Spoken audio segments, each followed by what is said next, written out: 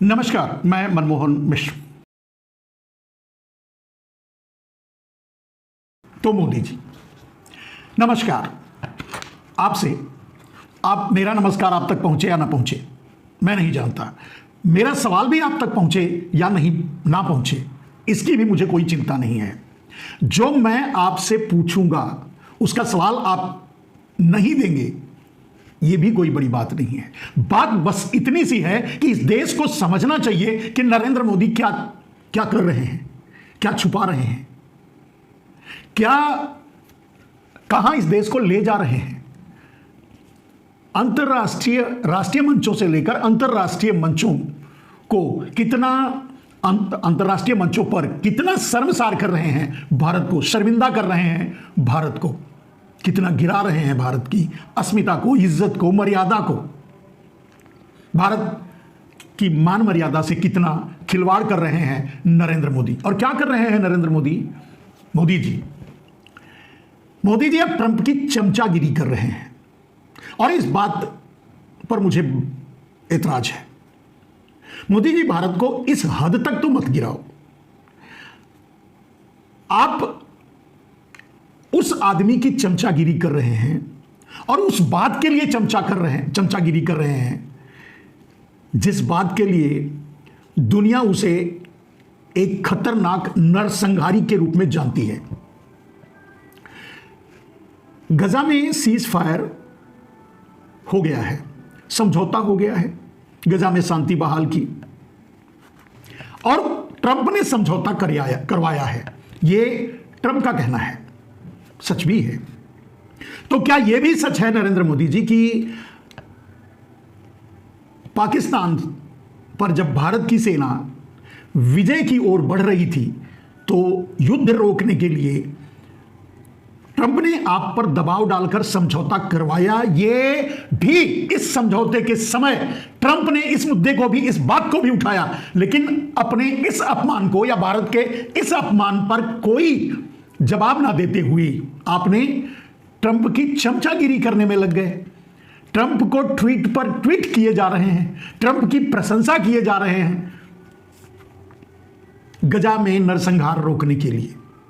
मैं नहीं जानता कि गजा में कुछ बचा भी है या नहीं, क्योंकि जो विजुअल्स मैं नहीं दिखा सकता, जानते हैं आपके कारण ही, जो विजुअल्स वहां से मिल रहे हैं सोशल मीडिया के जरिए, मीडिया तो भारत की मीडिया तो देगी नहीं, लेकिन जिस तरह से भी, जिस माध्यम से भी जो देखने को मिलता है गजा के हालात को, गजा में जो हुआ उसको देखने को जो मिलता है, उससे तो नहीं लगता कि वहां कोई बचा भी है मारने के लिए इजराइल के द्वारा। और सब कुछ सर्वनाश करके, सब कुछ तबाह करके, टनों टन बम गिरा करके, उड़ा करके, आग लगा करके, मानवता की हदों से आगे बढ़ करके, पूरे गजा को जला करके अब नेतन्याहू समझौता की टेबल पर आए हैं और उन्हें ट्रंप कहते हैं कि वो लाए हैं। आप आम आदमी के समझ में आने की भाषा में मैं बोल रहा हूं, तो ट्रंप कहते हैं कि वो लाए हैं और समझौता तो हुआ जो अंतर्राष्ट्रीय मंच पर इस समय है। अब किसने किया, क्यों किया, कैसे किया, ये छोड़िए। अगर ट्रंप श्रेय ले रहे हैं, वो आदमी से श्रेय ले रहा है जो गजा में नरसंहार का जिम्मेदार है। ट्रंप ने हथियार दिया, ट्रंप ने पैसा दिया, ट्रंप ने उकसाया, ट्रंप ने सहयोग किया और अंत तक सहयोग किया, अंतर्राष्ट्रीय मंचों पर सहयोग किया इजराइल का। और तब इजराइल गजा को फूका, जलाया, बर्बाद किया, मारा, वहां के हॉस्पिटल्स को जला दिया, वहां के लोगों को तक खाना नहीं पहुंचने दिया। मैं नहीं समझता कि ऐसा कोई शब्द होगा, ऐसी कोई विधा होगी जिस पर कहना बाकी रह जाता है नेतन्याहू के नरसंहारी कुकर्मों का, जिसके लिए सीधे ट्रंप जिम्मेदार है। और अब आप ट्रंप के कसीदे पढ़ रहे हैं, अब आप ट्रंप की चमचागिरी कर रहे हैं, ट्रंप की प्रशंसा कर रहे हैं। मोदी जी, तब आपके मुंह में दही जम गया था, घी जम गया था, उस समय क्यों नहीं प्रशंसा किए जब ट्रंप 50 बार, और इस बार भी वही किया, इस बार भी वही कह रहा है।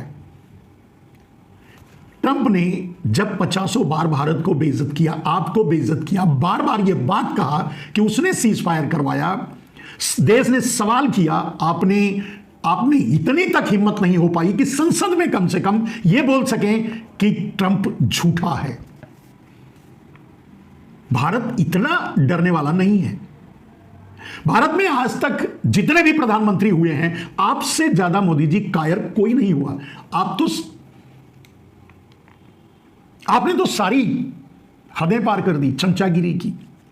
कायरता का प्रतिरूप आप हैं। आपकी कायरता आपको विरासत में मिली है, यह समझा जा सकता है।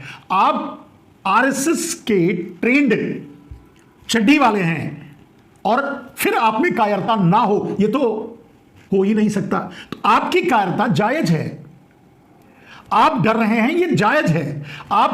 लेकिन आप चमचागिरी करके देश के सम्मान के साथ खिलवाड़ कर रहे हैं, देश के मान को झुका रहे हैं, सम्मान को झुका रहे हैं, यह जायज नहीं है। ट्रंप की चमचागिरी किसी भी कीमत पे भारत को बर्दाश्त नहीं है, क्योंकि ट्रंप ने भारत पर टैरिफ थोपा, भारत का अपमान किया, भारत के लोगों को बेड़ियों और हथकड़ियों में बांधकर भारत में लाकर पटक दिया। आपके सामने, आप वहां गए थे, आपके पीछे पीछे और आपके आगे भी बेशर्मी से आप गए। नहीं करना जाना चाहिए था, फिर भी आप गए। 25% टैरिफ लगाया, 50% टैरिफ लगाया, 100% टैरिफ लगाया, वीजा पर रोक लगाया, लोगों की नौकरियां खाई। मैं नहीं समझता कि अब कोई सैंक्शन बाकी है जो ट्रंप भारत पर नहीं लगाए। और भारत का प्रधानमंत्री होते हुए, प्रधानमंत्री की कुर्सी पर बैठकर आप अगर ट्रंप की चमचागिरी कर रहे हैं, यह भारत को बर्दाश्त नहीं है। आपको ट्रंप की चमचागिरी करनी है, कीजिए। मैं समझता हूं, दुनिया जानती है, यह देश भी जानता है कि यह सब कुछ आप अडानी को बचाने के लिए कर रहे हैं। ठीक है, तो कौन रोकता है आपको अडानी को बचाने से? आप अडानी को बचाइए। अडानी आपका परिवार है, अडानी आपका सब कुछ है, अडानी आपका देश है। लेकिन देश के सम्मान को गिरवी रख करके, देश के प्रधानमंत्री की कुर्सी पर बैठ करके आप अगर ट्रंप की चमचागिरी करेंगे, इतने जुर्म के बावजूद, और सिर्फ ये जुर्म अभी कम नहीं हुआ, ये बंद नहीं हुआ, ट्रंप भारत पर हमला करेगा। सैन्य हमला की बात कर रहा हूं मोदी जी, पाकिस्तान को आगे करके सैन्य हमला करने की तैयारी कर रहा है ट्रंप। और उसके बाद भी अगर आप ट्रंप की चमचागिरी कर रहे हैं तो यह भारत को स्वीकार नहीं है, आपके सनातनियों को स्वीकार होगा, जो जज के, सुप्रीम कोर्ट के जज BR गवई पर जूता चलाते हैं, जिन्हें इंसानों से कोई मतलब नहीं, लेकिन भगवान से बड़ा रिश्ता है। इंसान के साथ कुछ भी हो जाए वो कुछ नहीं बोलते, लेकिन भगवान की मूर्ति अगर खंडित हो जाए तो उस पर जूता चलाने पर उतर आते हैं। उनका सनातन धर्म बाधित होता है। यह दुर्भाग्य है इस देश का कि इस मुद्दे को भी, मैं जानता हूं आपने ऐसा क्यों किया मोदी जी, पता है। आपने सोनम वांगचुक को गिरफ्तार करवाया। सोनम वांगचुक ने आपके वादे याद दिलाए। आपने वादा किया था, आपने वादा पूरा नहीं किया। सोनम वांगचुक ने आपको अपने वादे याद दिलाए और 5 साल से याद दिला रहे हैं, अपनी मांग को लेकर आपके सामने आ रहे हैं, लेकिन आपने नहीं सुनी, अपने वादे भूल गए। आपने धोखा दिया लद्दाख को, लेह को, वहां की जनता को और वहां के प्रतीक सोनम वांगचुक को, जिनसे आपने वादा किया था। उसके बाद भी आपने सोनम वांगचुक को अपने ट्रोलर आर्मी से और अपने लोगों से आरोप लगवा करके आपने नाजायज तरीके से, गलत तरीके से सोनम वांगचुक को गिरफ्तार करके जेल में डाल रखा है। क्या किया उनका पता नहीं, मार डाला तो कहा नहीं जा सकता। अब इस पर लोग बात करना बंद कर दें, और कर दिए। क्यों कर दिए? क्योंकि आपने चीफ जस्टिस ऑफ इंडिया यानी भारत की अदालत, भारत के लोकतंत्र, भारत के पर जूता चलवा दिया। यह षड्यंत्र, यह साजिश आपकी है, और सिर्फ इसलिए कि लोग सोनम वांगचुक के मुद्दे को भूल जाएं। सोनम वांगचुक के लिए जो जेन जी आगे बाहर निकल रहा था, धरना प्रदर्शन कर रहा था, करना चाहता था, मोमबत्तियां जला रहा था, आपसे मांग कर रहा था कि सोनम वांगचुक को रिहा कीजिए, वो सब ठंडा पड़ जाए, पर्दे में चला जाए, इसके लिए आपने सीजेआई पर जूता फेंकवाया। एक झूठे, एक पाखंड और एक ऐसे मुद्दे को लेकर के जिस पर मेरा बोलना ही ठीक नहीं है। यह तो आपका षड्यंत्र शुरू से ही चलता रहा है, एक पर पर्दा डालने के लिए दूसरा कांड करना या करवाना। अपने मुख्यमंत्रित्व काल से लेकर के इन 15-20 साल से, जब से आप राजनीति में हैं, 10 और वो 15-20-25 साल से, आपने यही किया है, अपने एक कुकर्म पर पर्दा डालने के लिए दूसरा कुकर्म किया है। गलत काम बोल रहा हूं, कुकर्म का अर्थ यही होता है, कुकर्म गलत काम। तो एक पर पर्दा डालने के लिए दूसरा कुकर्म आपने किया, यही करते चले आ रहे हैं अब तक। यही काम सोनम वांगचुक पर के मुद्दे पर पर्दा डालने के लिए आपने सीजेआई पर जूता फेंकवाया और अपने ही ट्रोलर आर्मी से आप उसका विरोध भी करवा रहे हैं, उसको सवर्ण बनाम दलित में बदलने की कोशिश कर रहे हैं, जबकि सीजेआई भी दलित हैं और उन पर जूता फेंकने वाला आपका अपना परिवार वो भी दलित है। आप तो खुद को दलित कहते ही हो, तो दोनों ही दलित हैं। लेकिन इस मुद्दे को जो आपने किया है, आपने करवाया है अपने कुकर्मों पर पर्दा डालने के लिए, उसे आपने सवर्ण और दलित का मुद्दा बना रहे हैं, बनवा दिया। पहले नहीं कर पाए, एक मुद्दे को भुलाने के लिए सीजेआई पर जूता फेंकवाया, तब सीजेआई के मुद्दे को भुलाने के लिए या डाइवर्ट करने के लिए उसे दलित और सवर्ण का मुद्दा बना दिया। कितना खेल खेलोगे नरेंद्र मोदी, इस देश से कितना धोखा करोगे और कितना इस देश को प्रताड़ित करोगे। चलिए, लेकिन अब यहां ट्रंप की चमचागिरी पर तो शर्म से झुक जाता है। भारत कहीं मुंह दिखाने लायक नहीं रह पा रहा है नरेंद्र मोदी जी आपके इस कृत्य से। मैं नहीं कहता कि आप अडानी को मत बचाइए, वो आपका परिवार है, वो आपका सब कुछ है, ये सब समझते हैं, सब जानते हैं, बचाइए। लेकिन प्रधानमंत्री की कुर्सी से इस्तीफा देकर के आप अडानी को बचाइए, कोई नहीं रोकेगा। अपने, क्योंकि वो आपके व्यक्तिगत झगड़े के कारण ट्रंप से भी पंगा, अगर ट्रंप को भी अडानी को भी ट्रंप कसने की कोशिश कर रहा है तो इसीलिए, क्योंकि आपसे झगड़ा है, वो जानता है आपका चहेता अडानी है, तो अडानी की नाक रगड़ेगा, मतलब कान मरोड़ेगा, तो आपको तकलीफ होगी। अब वो तकलीफ ना हो, आप अडानी को बचा सके, इसलिए चमचागिरी करेंगे ट्रंप की।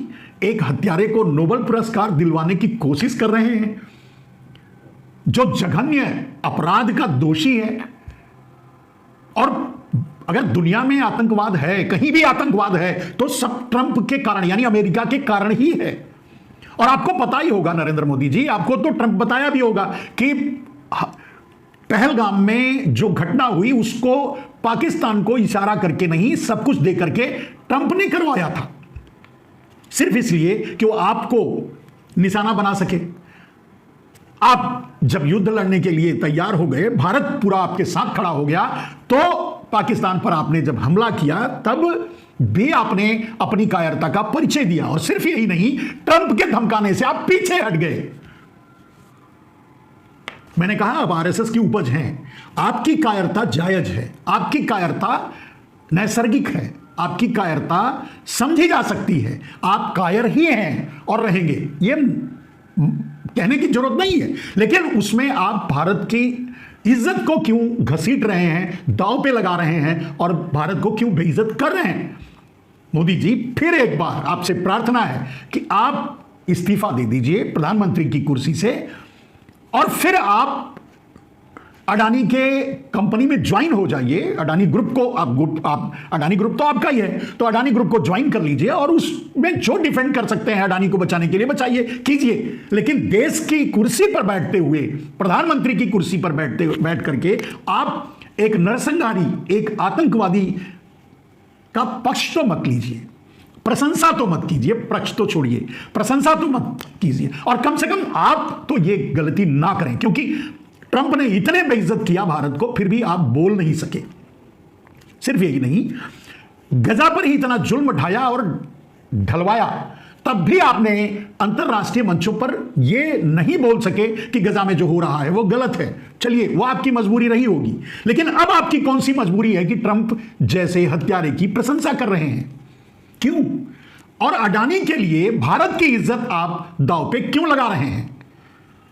खैर, ये इसका जवाब ना तो आप देंगे और हो सकता है मेरा सवाल ना आप तक पहुंचे, लेकिन कम से कम इस देश के आम आदमी, इस देश के लोग, इस देश का जिंजी, इस देश का युवा, इस देश के देशवासी, इस देश के वो लोग 80 करोड़ जो भीख का कटोरा लेकर के खड़े हैं और इस देश के गरीब नौजवान, बेसहारा, मजबूर, आपने जेब काट लिया महंगाई से त्रसित लोग, कम से कम उनको मेरी बात समझ में आ जाए, मेरे लिए खुशी होगी।